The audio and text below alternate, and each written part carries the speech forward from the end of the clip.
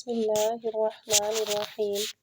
تاریخ میں ایسی گنہگار عورتیں گزری ہیں جن کے بارے میں اللہ تعالیٰ نے اپنی کتاب میں بھی ذکر کیا ہے۔ یہ عورتیں نہ صرف انسانوں کی گمراہی کا سبب بنیں بلکہ بعض اللہ تعالیٰ کے انبیاء کرام کو قتل کرانے میں بھی پیش رہیں۔ نمبر 1، حضرت لوط علیہ السلام کی بیوی اردن اور اسرائیلی سرحدوں پر جہاں آج ڈیڈ سی نمکین جھیل موجود ہے، نمک سے بھری اس جھیل میں آج زندگی کا کوئی نام و نشان نہیں ہے۔ تاہم آج سے ہزاروں سال پہلے یہ انتہائی زرخیز علاقہ تھا جہاں سدوم اور عمورہ نامی شہر آباد تھا۔ یہی وہ قوم تھی جس پر اللہ تعالیٰ نے حضرت لوط علیہ السلام کو نبی بنا کر بھیجا تھا۔ اس قوم کا گناہ بہت ہی بڑا تھا، ایسا گناہ اس سے پہلی قوموں میں سے کسی نے نہ کیا تھا۔ اس قوم کے مرد مردوں کے ساتھ اور عورتیں عورتوں کے ساتھ بدکاری کرتی تھیں۔ حضرت لوط علیہ السلام کی بیوی جس کا نام عائلہ تھا، وہ باہر تو حضرت لوط علیہ السلام کی بیوی تھی لیکن وہ اندر سے کافرہ تھی۔ وہ اپنی قوم کا ساتھ دیتی تھی۔ اس بیوی کے لیے اور کیا بد نصیبی ہو سکتی ہے کہ یہ عورت ساری زندگی ایک نبی کے ساتھ رہتے ہوئے بھی اللہ تعالیٰ کے حکم کی نافرمان رہی۔ جب حضرت لوط علیہ السلام کی قوم نے آپ علیہ السلام کی باتوں کو ماننے سے انکار کر دیا تھا تو اللہ تعالیٰ کے فرشتے نوجوانوں کی صورتوں میں اس بستی پر ظاہر ہوئے جو حضرت لوط علیہ السلام کے گھر میں قیام پذیر ہوئے۔ حضرت لوط علیہ السلام کی بیوی جو اپنی قوم سدوم کے ساتھ ملی ہوئی تھی، اس نے جا کر اپنی قوم کے لوگوں کو ان نوجوانوں کے بارے میں خبر دی۔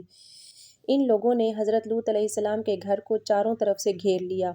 اس پر فرشتوں نے حضرت لوط علیہ السلام کو اس قوم پر عذاب لانے کی خبر سے آگاہ کیا اور آپ علیہ السلام کو حکم دیا کہ آپ اپنے گھر والوں کو لے کر یہاں سے نکل جائیں۔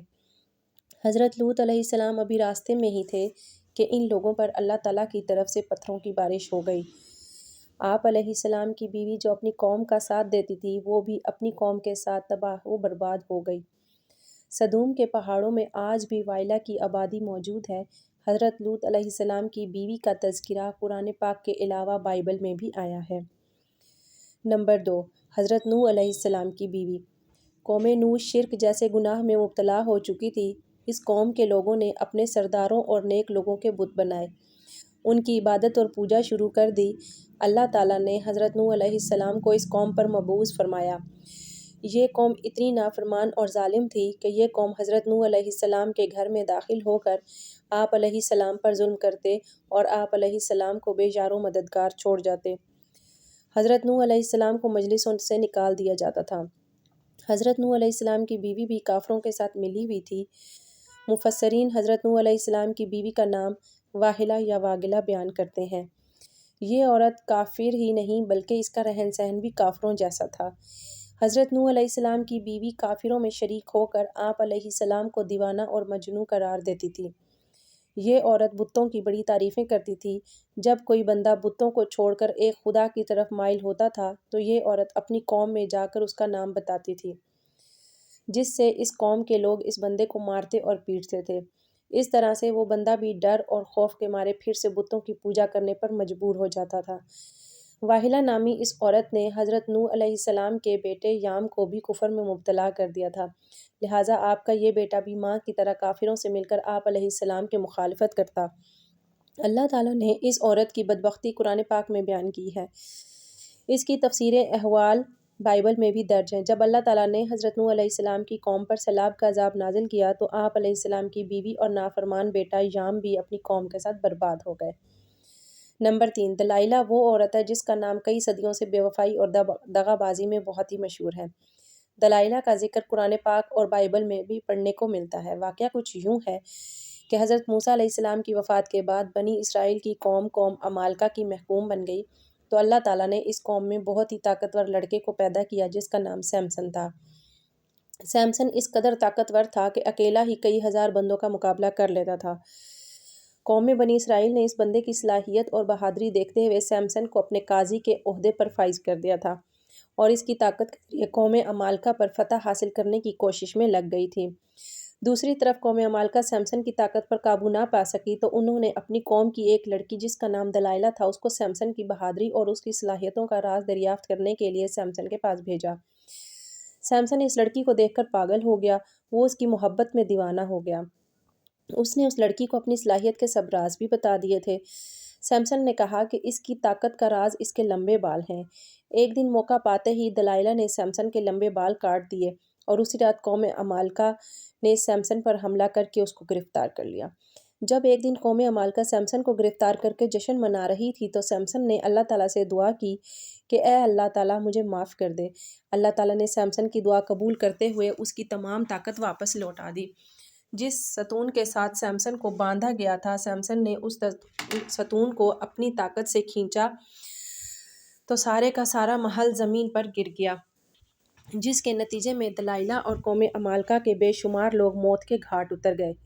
نمبر 4، جائزبل لبنان کے بادشاہ کی بت پرست بیٹی تھی۔ اس کی شادی قوم بنی اسرائیل کے بادشاہ اخیب سے ہوئی۔ جائزبل نے نہ صرف اخیب کو بتوں کی پوجا پر لگایا بلکہ تمام ریاست میں ایک خدا کو ماننے کے بجائے بے شمار بت بنا دیے گئے تاکہ لوگ ان بتوں کی پوجا کرتے ہوئے گمراہی سے باہر نہ نکلیں۔ ایک دن قوم کے نیک بندے یرمیہ علیہ السلام نے جائزبل اور اس کے شوہر کو کہا کہ تم سب لوگ بتوں کی پوجا کرنے کی بجائے خدا کی عبادت کیا کرو، اس میں ہی تمہاری بھلائی ہے۔ اس ظالم عورت نے نیزے سے اتنا شدید وار کیا جس کی وجہ سے حضرت یرمیہ علیہ السلام شہید ہو گئے۔ حضرت یرمیہ علیہ السلام نے اس عورت کو بددعا دی کہ بہت جلدی تیرے حسین و جمیل بدن کو کتے نوچ نوچ کر کھا جائیں گے۔ اس کے بعد اللہ تعالیٰ نے اس قوم پر حضرت الیاس علیہ السلام کو بھیجا، تاہم ملکہ ایمان لانے کی بجائے آپ علیہ السلام کو بھی مارنے کے لیے تیار ہو گئی۔ پھر ایک دن حضرت یرمیہ علیہ السلام کی بددعا رنگ لائی اور ملک اسرائیل پر سرحدوں کے وحشی قبائل نے حملہ کر دیا۔ ان لوگوں نے ملکہ جائزبل کو زخمی حالت میں سڑک پر پھینک دیا، یہاں تک کہ بہت سے جنگلی کتے جائزبل کے ارد گرد جمع ہو گئے۔ کتوں نے اس لاش کو نوچ نوچ کر کھا لیا۔ نمبر 5، عطالیہ حضرت الیاس کے دور سے تعلق رکھنے والی ایک جائزبل کی بیٹی تھی جس کا نام عطالیہ تھا۔ یہ لڑکی بھی اپنی ماں کی طرح بہت ہی حسین و جمیل تھی، یہ بھی کافرہ تھی۔ اس کی شادی یہود کے بادشاہ یہورام سے ہوئی تھی۔ اس قوم میں بھی ہر جگہ بتوں کی عبادت ہونے لگی تھی۔ اس قوم پر بھی وحشی لوگوں نے حملہ کیا تھا، جس کی وجہ سے وحشی لوگوں نے یہورام کو بھی قتل کرنا چاہا، لیکن یہ بادشاہ غار میں چھپ گیا تھا، جس کی وجہ سے اس غار میں ہی اس بادشاہ کی موت واقع ہو گئی۔ وحشی ملکہ عطالیہ اور اس کی بیٹی اغزالیہ کو اپنے ساتھ ہی لے گئے تھے۔ ان ماں بیٹی کو بہت ہی زیادہ ذلیل کرنے کے بعد ان کو آزاد کر دیا گیا۔ اس کے بعد عطالیہ نے بتوں کی عبادت سے توبہ کر کے حضرت موسیٰ علیہ السلام کے مذہب پر آ گئی، لیکن اس تبدیلی کو سال بھی نہ گزرا تھا کہ عطالیہ پھر کافرانہ کاموں کی طرف لوٹ آئی۔ اس کی بیٹی کے قتل کے بعد ملکہ عطالیہ کو ہی سلطنت یہودا کا تاج پہنا دیا گیا۔ اس نے اپنی دولت کے نشے میں آ کر اپنے پوتوں کو قتل کروا دیا تھا، پھر اپنی رعایا پر بھی بہت ہی ظلم و ستم کرنے لگی۔ تاہم اس کا پوتا جو اس سے جان بچانے میں کامیاب ہو گیا، یہودا کے لوگوں نے اس کو اپنا بادشاہ بنا لیا۔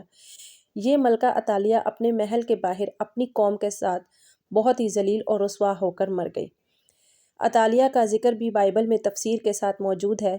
نمبر 6، ہیروڈیاز اگر تاریخی انسانی کی سب سے گنہگار عورت کہا جائے تو غلط نہ ہوگا، کیونکہ یہ عورت حضرت یحییٰ علیہ السلام کے قتل کی ذمہ دار ہے۔ یہ حضرت عیسیٰ علیہ السلام کی پیدائش سے چند برس پہلے کی بات ہے کہ ہیروڈیاز ایک غریب اور بہت ہی حسین و جمیل لڑکی تھی۔ فلسطین کے خاندان کی بہو بن گئی۔ ابتدا میں اس کی شادی شہنشاہ کے دوسرے بیٹے ہرڈ سے ہوئی اور اسی ہیروڈیاز کے گھر ایک لڑکی پیدا ہوئی۔ تاہم جب وراثت کی تقسیم کے بعد جب ہیروڈیاز نے دیکھا کہ سب سے زیادہ طاقتور فلب کے بھائی اینٹی باس کے حصے میں آئی ہے تو اس نے بھی اپنے شوہر کو چھوڑ کر اینٹی باس سے ہی شادی کر لی۔ ان دنوں اللہ تعالیٰ کے نبی حضرت یحییٰ علیہ السلام، جنہیں اہل کتاب یوحنا کے نام سے پکارتے تھے، لوگوں کو درس و تدریس دینے لگے۔ ہیروڈیاز کو آپ کی دینی باتیں پسند نہ تھیں، جس کی وجہ سے اسے حضرت یحییٰ علیہ السلام کو گرفتار کروا دیا۔ ہیروڈیاز نے کافی بار کوشش کی کہ وہ اپنے شوہر اینٹی باس سے آپ علیہ السلام کے قتل کے احکامات جاری کروائے، تاہم اینٹی باس ایسا نہ کر سکا۔ ہیروڈیاز کی بیٹی سلونی اب جوان ہو چکی تھی۔ جب اس نے حضرت یحییٰ علیہ السلام کی معصومیت اور نور کو دیکھا تو وہ آپ پر فدا ہو گئی۔ اس نے آپ علیہ السلام کو گناہ کی دعوت دی، لیکن آپ علیہ السلام نے اس کی طرف آنکھ اٹھا کر بھی نہ دیکھا۔ اب یہ دونوں ماں اور بیٹی یحییٰ علیہ السلام کے خلاف ہو گئیں۔ ایک دن بادشاہ اینٹی باس کے سامنے سلومی نے بہت ہی بیہودہ ڈانس کیا۔ رقص کرتے ہوئے اس نے اپنے جسم کے سارے کپڑے اتار ڈالے۔ اس رقص میں بادشاہ نے بہت ہی دلچسپی لی تھی۔ اس کو سلومی کا رقص بہت بھی پسند آیا۔ اس نے سلومی سے کہا کہ تم کیا مانگنا چاہتی ہو مانگو، میں تم کو حاضر کر دیتا ہوں۔ اس عورت نے جواب دیا کہ میں چاہتی ہوں کہ تم حضرت یحییٰ علیہ السلام کو قتل کر دو۔ بادشاہ جو کہ بھرے ہوئے محل میں سلومی سے عہد کر چکا تھا، اس نے یحییٰ علیہ السلام کو شہید کر دیا۔ اس طرح سلومی اور اس کی ماں اس گناہ میں بھی شامل ہو گئی۔ نمبر 7، ام جمیل ابو لہب کی بیوی تھی جس کا اصل نام عروہ بنت حرب ہے۔ اس کی آنکھوں کا بھینگا پن نمایاں تھا جس کی وجہ سے لوگ اس کو کانی کہا کرتے تھے۔ قرآن پاک میں اللہ تعالیٰ نے ابو لہب اور اس کی بیوی کا ذکر انتہائی سخت الفاظ میں کیا ہے۔ اس کی وجہ ابو لہب اور اس کی بیوی کا نبی اکرم صلی اللہ علیہ وآلہ وسلم کے ساتھ مشرکانہ رویہ ہے۔ یہ دونوں میاں بیوی آپ صلی اللہ علیہ وآلہ وسلم کو تکلیف اور اذیت کا کوئی بھی موقع ہاتھ سے نہیں جانے دیتے تھے۔ روایت کے مطابق ام جمیل نبی اکرم صلی اللہ علیہ وآلہ وسلم کی راہ میں کانٹے بچھایا کرتی تھی۔ جب سورہ لہب نازل ہوئی تو ابو لہب کی بیوی غصے سے بے قابو ہو گئی اور بہت ہی بڑا پتھر اٹھا کر مکہ میں آپ صلی اللہ علیہ وآلہ وسلم کی تلاش میں نکل پڑی۔ یہ کعبے میں ابو بکر رضی اللہ تعالیٰ عنہ کے سامنے اس حالت میں آئی کہ اس کے منہ سے جھاگ نکل رہی تھی۔ یہ نبی اکرم صلی اللہ علیہ وآلہ وسلم کے خلاف انتہائی نازیبا الفاظ بھی پڑھ رہی تھی۔ حالانکہ آپ صلی اللہ علیہ وآلہ وسلم اس وقت حضرت ابو بکر کے ساتھ ہی موجود تھے، لیکن اللہ تعالیٰ کی رحمت اور کرم سے ام جمیل آپ صلی اللہ علیہ وآلہ وسلم کو دیکھ نہ سکی۔ وہ وہاں سے گھر کی طرف روانہ ہو گئی۔ بے شک ام جمیل تاریخ کی بدبخت ترین عورتوں میں شامل ہے، کیونکہ اس نے نبی آخر الزمان سرور کائنات حضرت محمد صلی اللہ علیہ وآلہ وسلم کو بے شمار تکلیفیں پہنچائیں۔